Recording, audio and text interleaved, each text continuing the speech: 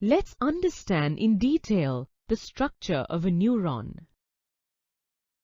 Each neuron consists of three parts, namely the cell body or cyton, branched projections called dendrites, and the long process from the cell body called axon. The axon terminals of each neuron are placed near the dendrites of another neuron. This gap between the two neurons is called a synapse.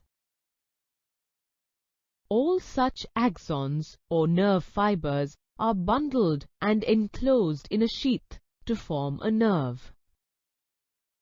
Mixed nerves carry both sensory and motor nerves.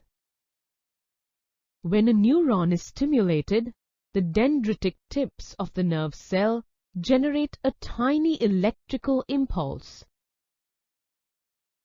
This impulse travels from the dendrite to the cell body and then along the axon to its end. At the end of the axon, the electrical impulse releases some chemicals which cross the gap, called the synapse, and start a similar electrical impulse in a dendrite of the next neuron. This is generally how the nervous impulses travel in the body.